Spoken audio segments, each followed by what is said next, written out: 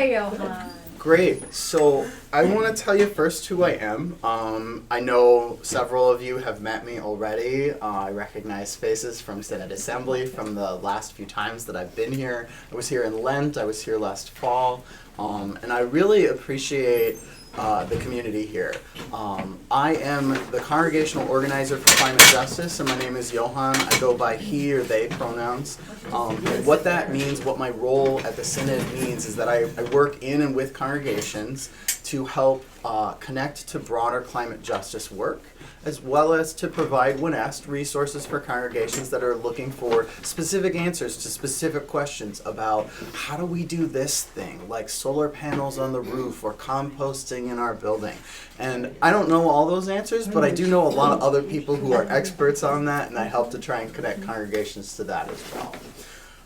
Recently at Synod Assembly, Eco-Faith, and one of your members here, I'd like to lift up Jacob. He was one of our zero waste heroes at Synod Assembly, where we diverted more than 27 bags of compostable waste from landfills to organics recycling.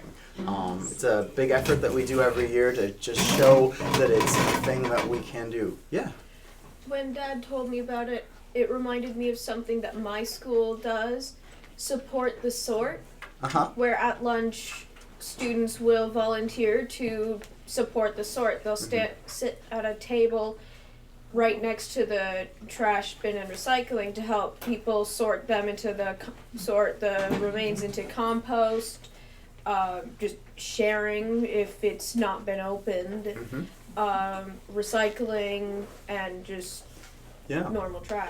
Who here has ever struggled to figure out what bin something goes in? Yeah, same. So it's really important, and your school, that model, it's really important to help people to understand and learn and remind ourselves what we've forgotten sometimes. Our conversation today is going to be a little bit of a mixture on things. I want to talk a little bit about energy efficiency, some of the efforts that we're engaging in, and some of the efforts you're engaging in. I also want to talk about another topic, and that is why the fight for climate justice, the struggle for climate justice, is so connected to the struggle for Indigenous rights.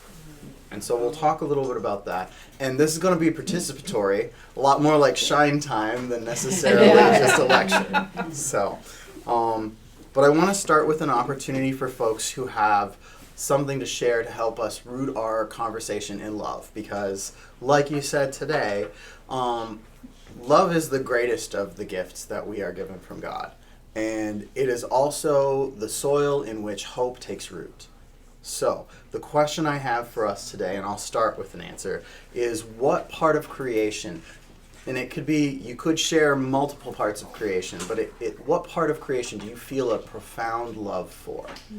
In my case, there is a green sea turtle that lives in Electric Bay off the island of Oahu, and I met her while snorkeling. And I had a moment where I realized that this is a being who has thoughts and emotion and intelligence and care and knows her surroundings and knew that I was a visitor. And she came up and she looked me in the eye. And I knew in that moment she's my sister too. So I have a profound love for creatures of the reef ecosystems in our world. And that roots me in hope for what we can preserve and what we can help to protect. Does anybody else have a part of creation that they feel a profound love for? It can be a place. It can be something inanimate or animate.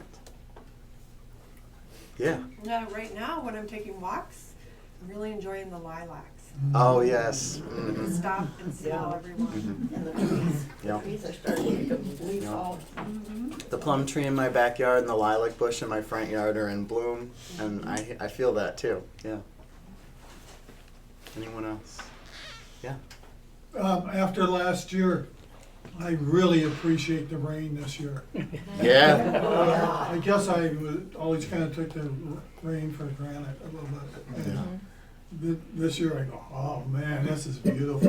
And it's gonna rain all day. You're not gonna get any sun. There's a movie that was popular when I was a bit of a young adult. And there's a line in towards the end of the movie where the protagonist steps out into the rain and she says, God is in the rain. Yeah.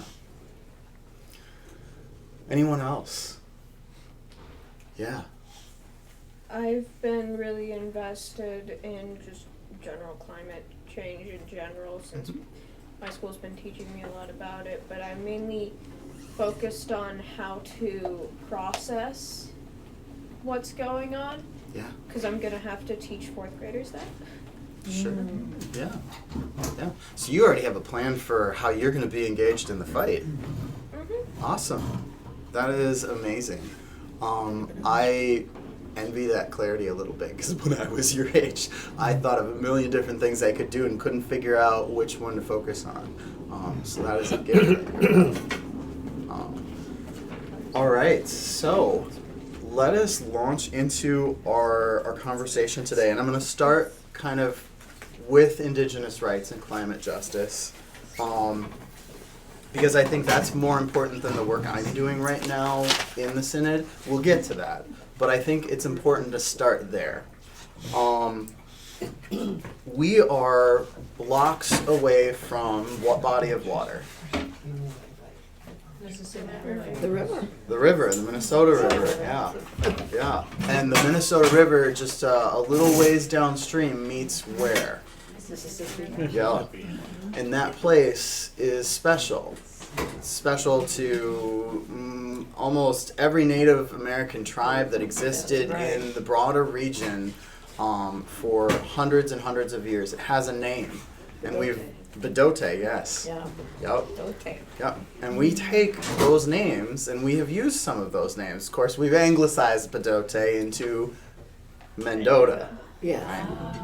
Yeah. So, but Bedote was a gathering place. It was a coming together because the Native American cultures in Minnesota and in the surrounding area, they saw how the rivers came together and said, "Where the water meets, so shall we." Right. Yeah. Yeah. So it is with that meeting that I wanna frame our conversation today, and I want to start now that we've had some hope and some love and some context. I want to start with what's ahead of us, right? Because I know some of us are more anxious than others about what the future holds, right? What do people worry is ahead of us? It's okay to name your Probably fears. the end of the world. Everybody talks about that. Okay, yeah, that's real. And I think in order to hold hope, we have to hold hope in a context that's real, right? Yeah. And so who's heard, well, it's the end of the world if we don't do something, or some variation on that message. I mean, that can be a way in which it's framed, right? What other things have people heard are ahead of us? I worry about animal extinction. Yeah. A lot of Yeah. species that won't be here when my daughters are old. Yeah, and we're going to talk about that in a minute too. Yeah, that is absolutely right. I want to give you some hope on that. Yes, we are struggling to keep God's creation whole, and yes, there will be some species we will lose. And yes, there are people fighting to save what we can save. World War III. Yeah, okay, war. Yeah. War is a real thing. It's a thing that has It is. punctuated our history for as long as we have written it down, and probably long before that. And that's really scary. It is. Yes. And that's fair to name. And yet, we also have many people across this world and in our own community who work courageously day in and day out for peace. And despite the headlines today, despite the fear that I also feel, it's real, we still do live at one of the most peaceful periods in human history. That feels like an oxymoron, right? Because we see the headlines, right? But it's because the media, the eyes and ears of our civilization are everywhere in ways that they have never been before, that we see the suffering. And because we see that suffering, there are those of us who are able to who have gifts, who act, right? But yeah, war is a fear. It is a real fear, right? What else do people worry is ahead of us? No fresh water. Yeah. Poison in our water systems. Water, yeah. Right, so that framing earlier, the joining of two waters, right? Yeah, yeah. So I grew up in Oakdale. My water system was contaminated by PFAS chemicals. These are chemicals that are everywhere, in everything, right? I don't know what that will do to me. I don't know what impact that will have in the long term, and it's hard to attribute any one thing to exposure to any one pollution source. But I do know this: Tartan High School in my community has the highest incidence of adolescent cancer in the state of Minnesota. Yeah, I've heard that. Yep. They are also and here's the hope, they are also the lead fundraising point for cancer in our state. A community in crisis finds ways to act. A community can find ways to respond faithfully with hope instead of fear, right? Yeah. But yeah, water is a thing we have to protect. We need it. Not only is it in our context a symbol of our baptism, but it's necessary for all human life. And animal life. And yes, And yeah. then we eat the animal products. Yup. It's What, everywhere. what goes into our plants and our animals goes into us as well. Yeah. So that's, there's a lot to fear, and we could go on for quite some time on what to fear. But remember, we started in love, and I wanna take a minute to go back to that love, right? Our love motivates us in ways that if we did not have it, we might not act, right? And so I know someone in this room has worked on reducing the amount of lead in our lakes, because I remember from last time that she shared that, through reducing lead tackle. And that is out of a love for, if I remember correctly, the birds that feed on the fish and the fish that live in our lakes, right? I myself have expressed a love for the coral reefs and their ecosystems, and they are stressed like never before. And that love helps me to root my actions in hope that we can and do work to preserve those things. Larry Rasmussen, a prominent and well-known Lutheran Christian ethicist and environmentalist, says that we cannot save what we do not savor. Right? So we all have practices and ways in which we connect with creation.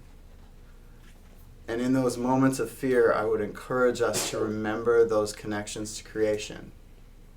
Those are important. And they've been important to our Native brothers and sisters for centuries.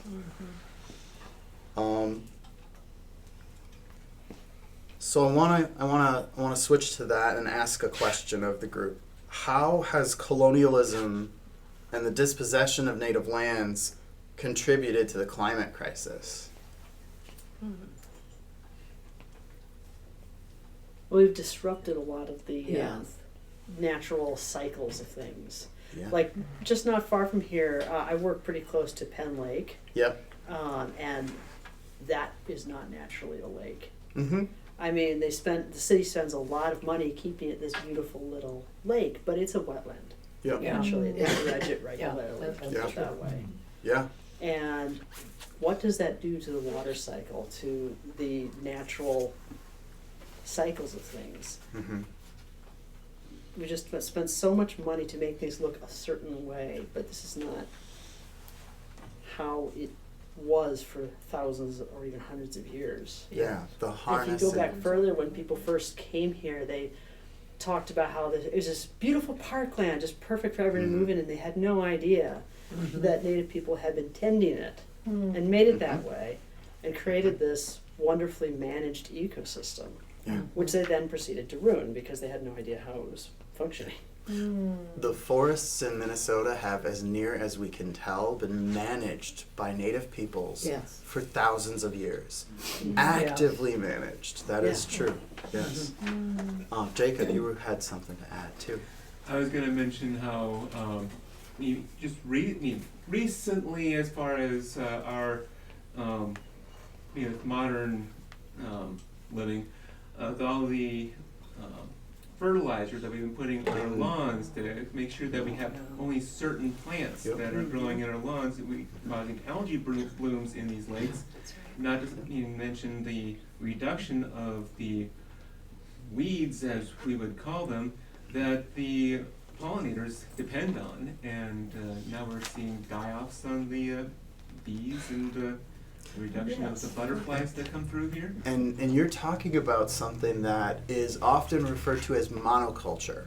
Yeah. Who knows what monoculture means? Well, Pastor Siri, yeah.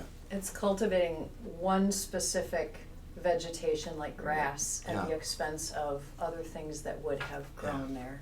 Or soybeans, or corn. These are major parts of our economy and on whom many people's livelihoods and well-being thrive. And lawn care, too, is a part of our economy, right? But these things can change. They can become better. And in fact, because of the wisdom of Native American tribes, we know some things that we didn't know because we started to listen. We know that when we mix crops and we use nitrogen fixers, that fields can be more productive. We know that when we use spaces that are being used for one purpose and find a way to introduce biodiversity into them, that the surrounding spaces become healthier, that the water becomes less polluted. We've learned these things by looking at the ways in which indigenous tribes have and continue to manage their lands. I'll share some more about that, but I first want to share with you some things that Scripture has to say about dispossession, because it's pretty clear. And we've, as a denomination, we have repudiated or rejected the doctrine of discovery. It's a doctrine that said that wherever European Christianity went, if it wasn't already there, it was the right and the duty of European Christians to dominate and convert. And that justified dispossession. And for that, though not our own sins, we know that communities are still hurting, right? Yes. And Scripture has some things to say about that. In fact, Deuteronomy 19, verse 14 says, "You must not move your neighbor's boundary marker." Proverbs 22:28, "Do not remove the ancient landmark that your ancestors set up." Okay? Proverbs 23:10 and 11, "Do not remove an ancient landmark or encroach on the fields of orphans. For their Redeemer is strong, he will plead their case against you." The fields of orphans. Whose fields in our continent are the fields of orphans? Well, when Europeans made contact with Native American tribes, unintentionally in most cases, diseases like smallpox, for which these tribes had no natural immunity and resistance, spread like wildfire through their culture, their civilization, their trade networks, which were extensive across the continent well before any Europeans arrived in some places, decimating native populations, removing entire villages, possibly entire tribes, and reducing the pre-contact population to 10% of what it was. This is before anything we did, intentionally, right? Unintentionally. The diseases winnowed these tribes, these families. They made of Native American communities a nation of orphans, right? So the tragedy of our coming was to look at the pain and then make it greater, right? And yet, Native American culture thrives and survives today. There are people rebuilding. And there are people looking just like us, and indeed maybe some of us, who are standing with and advocating for that rebuilding, that healing. Because that is our duty as Christians, to heal and to repair, is it not? One of Jesus' commands is to care for his flock and heal his people. And who is Christ's flock? All of us. Yes. The world. The world entire, right? So, hope lies within the law, even. Because we know now what we are called to do, right? So, if you want to study more on the history of this dispossession and colonialism, I highly recommend The Land Is Not Empty. It's a book by Robin Wall Kimmerer. It is... She wrote Braiding Sweetgrass. Yeah. I'm sorry. Sarah Augustine wrote The Land Is Not Empty. Robin Wall Kimmerer wrote Braiding Sweetgrass. Yes, either of those are really valuable reads on this topic. In Minnesota, who knows how many tribal nations and communities are recognized and identified in Minnesota as communities or reservations? Anyone? Anyone want to guess? 20. Lower than 20. Yeah. We have 11, and that is 7 Anishinaabe reservations, mostly north of a line that is just south of Lake Mille Lacs. And we have 4 Dakota communities. Does anybody know why we don't have Dakota reservations but instead have Dakota communities? Because they all had to leave. They all, got Yep. taken away. Yep. The aftermath of the Dakota War, despite the fact that hundreds of Dakota stood to protect settlers, there was no distinction made, and any Dakota that the aggressors, the victors, found were rounded up and brought to Fort Snelling or sent to the west and the south of here. Several years later, because home is a place where it is very difficult to leave, many of those Dakota came back. Not all, but many. And reestablished themselves in areas near where home had been. So we have 4 Dakota communities, not because of what we did, but because of the persistence and hope of the Dakota people. Right? Our relationship with the Anishinaabe wasn't perfect either. But the Anishinaabe have more land to steward because our relationship was more peaceful. And because white settlers viewed forested lands up north as good for less than the rich lands of the Minnesota River Valley. But if you look at a map of our reservations in the state of Minnesota and you look at another map, you'll notice something really interesting. But before we get there, I want to ask, who here thinks they know how far you have to travel to get to the closest wild rice? Growing wild. Does anybody think it's 50 miles or more? No, It's less. How much less? maybe like 5 miles. Yeah, I think so. Less than that. Oh, really? Yeah. I think it's right down there. It's not very far. Yeah. Wild rice habitat exists across the state of Minnesota from the southernmost tier of counties to the northernmost. Now, there is more wild rice habitat in the north. And that is not because of climate.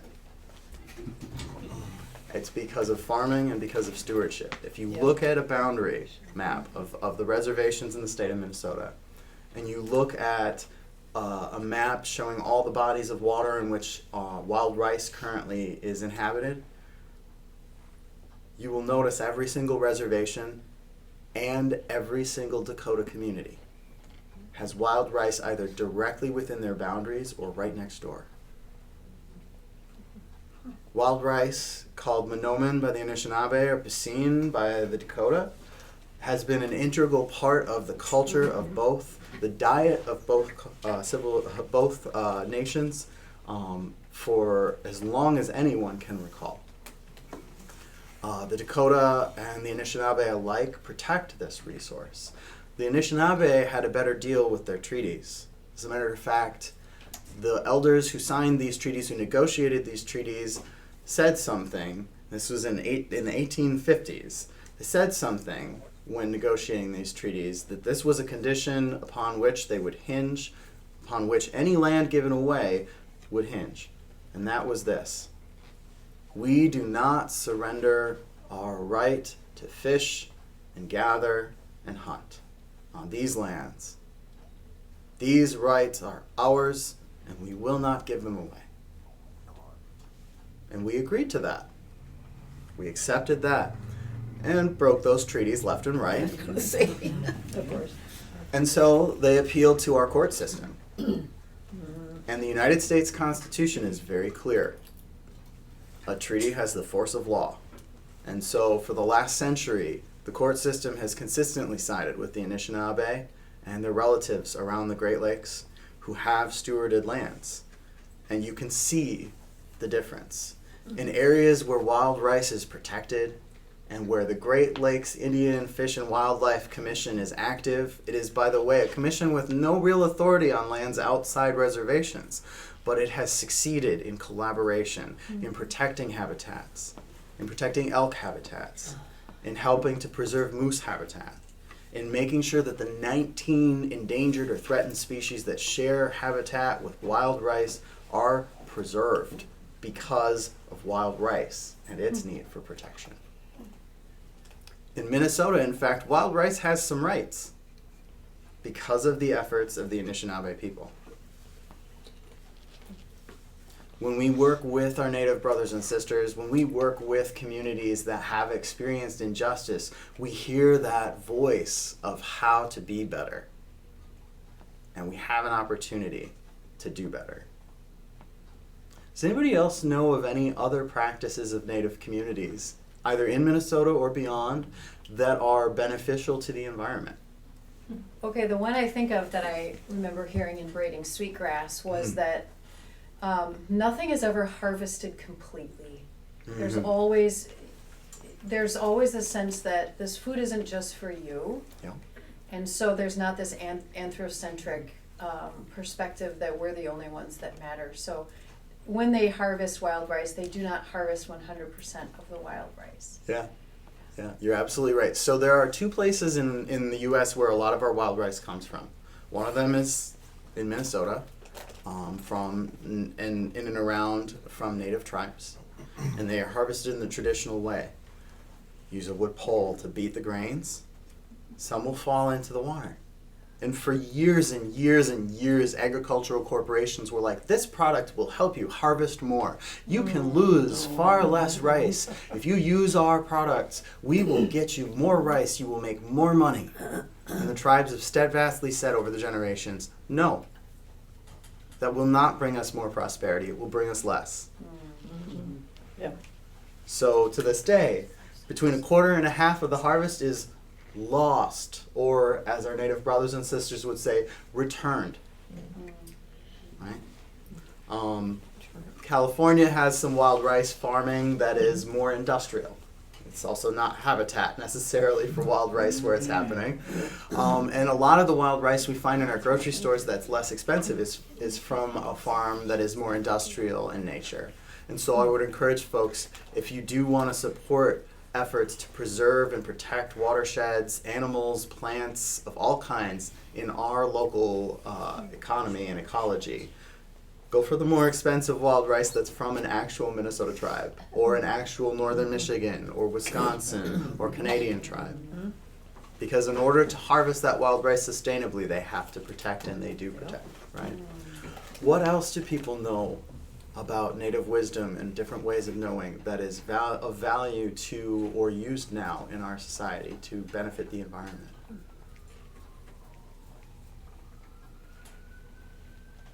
Well, I think of what you were talking about earlier with the crops, and so the Three Sisters concept of planting things that Siri's talked about it. I got it right on a trivia contest because she talked about it. Yes. So planting things that complement one another together. Yeah, that's like you talked about earlier. Absolutely. And that is a really wonderful practice that has contributed greatly to regenerative agriculture and to more sustainable planting. As a matter of fact, that practice has been adopted by coffee farmers to help make their plantations healthier and more biodiverse and more resistant to drought and more resistant to pests. And so some of the best coffee in the world is now grown using methods that we learned from Native American tribes and indigenous tribes in South and Central America. Oh, yes. Nice. Even though coffee isn't from this continent. No. And I love that you brought up the Three Sisters, because there is a farmer's market here in the Twin Cities called the Four Sisters Farmer's Market. Has anyone ever heard of it? No. No? Okay, the Four Sisters Farmers Market is a Native American created and led farmers market open to anyone that centers food sovereignty. Who knows what food sovereignty is? It's okay. It's a different concept, and it uses some words that maybe we might feel uncomfortable with. Sovereignty being one of them, because that's a very colonial concept in our context, right? But what does sovereignty mean? This has something to do with ownership. Yeah, ownership, control. You know, if I exercise sovereignty as a government, right? I have control over everything that's happening within a certain area. Well, food sovereignty is a little bit different, but very much the same. It is the ability to have more control over one's own food supply. So growing things in urban farms near where they are consumed is a part of food sovereignty. And the Three Sisters partners with a local farm, with the Four Sisters Farmers Market partners with at least one local farm that engages in this. Another, yeah. Sorry, Oh no, that's okay. when you asked about the tribes, I was brought back to thinking about the Hadza people all the way in, I think, North Africa. One of the oldest tribes in existence that still exists today. They've lived there for very long time, longer than since before people came to colonize America. And they very adamantly stay back to their old ways. They only go to one market every now and then. And very few people know the language that the people in that market speak, but the people that do know the language are the ones that go to South. Yeah. They don't fully rely on the hunting, but because hunting is unpredictable, but even if the men don't come back with the meat, the women will always come back with food. Because even if it's winter, they can still eat the roots. That's true. Yeah. And we've all come from cultures and civilizations and backgrounds that at some point in the distant veil of time depended upon the environment around them to subsist, right? So, the Bible tells us that God created a garden, right? Yes, he did. And then God put us in that garden to tend it. Now, some versions of the Bible translate that as exerting dominion over, right? But that's not what food sovereignty means. Food sovereignty means tending to your food supply, making sure that it's robust, that it's diverse, that it's safe, right? Those are kind of the opposite of our food supply today. I will say our food supply today is very safe, but it's very safe in some very specific ways that also create additional ways that it's unsafe for the environment and sometimes for us as individuals too. It's also very dominated by monoculture, which is the antithesis or opposite of what food sovereignty advocates, where trading seeds from different types of tomatoes helps to provide a more robust tomato crop because it is more genetically diverse, right? So our corn crop is an example of something that's not so genetically diverse and not at all spread that way. But corn was originally traded. Maize was originally traded, kernels of maize, across the continent. But very diverse and very different from how it is today, right? It was a staple food in many native cultures, right? We have taken that and turned it into this one thing is good corn, right? And all the rest, well, we won't sell those. Those aren't okay, right? Because this one thing fits the tractor, the combine, it fits all of the stuff, all the industrialized apparatus that we need, right? We don't necessarily need all of that to have a safe and productive food system. And that's what food sovereignty advocates. I want to actually highlight another local effort. Does anybody know where Phelan Creek is? St. Paul-ish. Okay, have you ever seen Phelan Creek? Has anyone ever seen Phelan Creek? No? Well, that's not surprising because the only visible parts of Salem Creek, or Phelan Creek are culverts. We took a creek, and when we built the city of St. Paul, when we created the residential areas that we needed in order to live, we thought this water was a nuisance, and so we took it and we paved over it. Yep. And we put it into culverts. Yeah. That's happened with more than one body of water in our country. The LA River is another one that comes to mind for me. Maybe more too, yeah. Yep. The LA River is a concrete storm drain at this point in time. Still, it's slowly changing. There are people dedicated to rewilding it.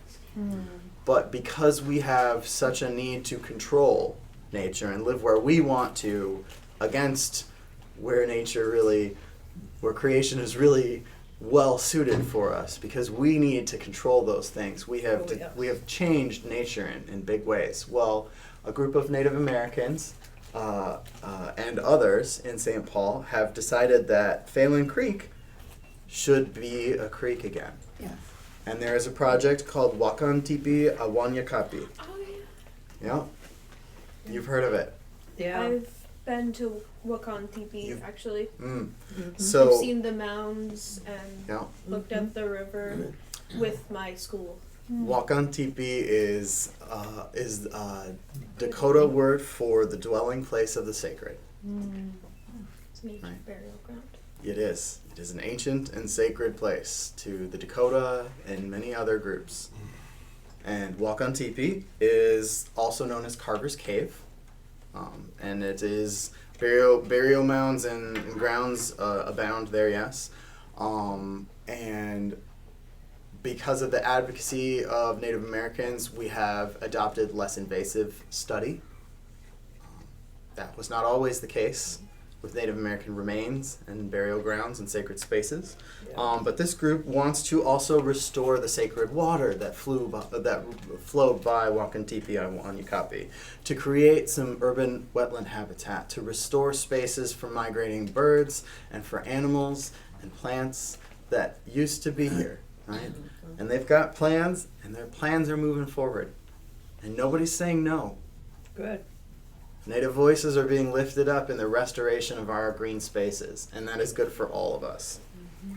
And I mentioned before one other, the Great Lakes Indian Fish and Wildlife Commission.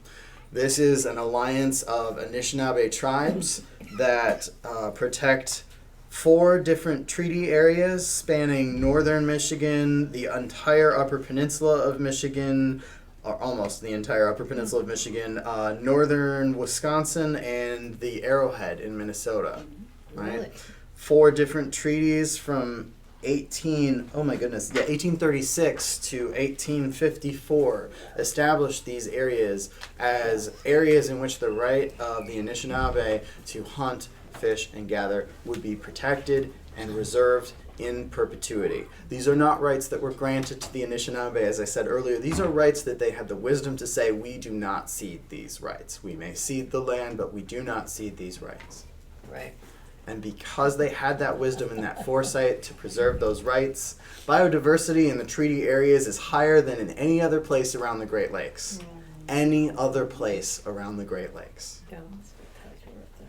It is spectacular land. Who has visited the North Shore or the South Shore of Lake Superior and has found it to be a lovely place? I mean, it is wonderful, it is beautiful, and we owe that, and in no small part, to the Anishinaabe tribes and their wisdom.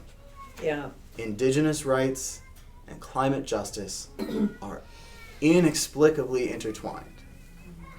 This reminds me of the current unit at my school where we're studying the Boundary Waters Canoe area, Which is within the treaty area.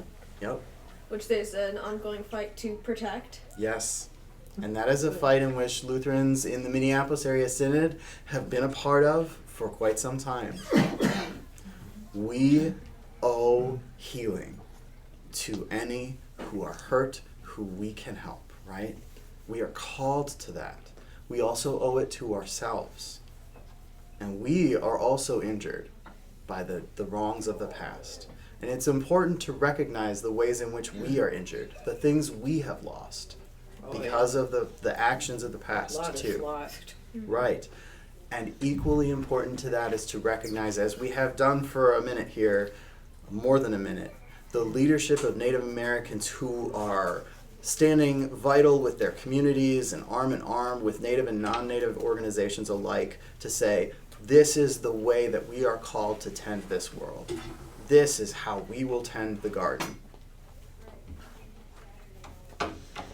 One of the ways in which the Eco-Faith Network works to tend the garden is to work on some policies that improve access to energy efficiency. And I promised earlier that I would talk about that, and we have just a couple minutes left to do that.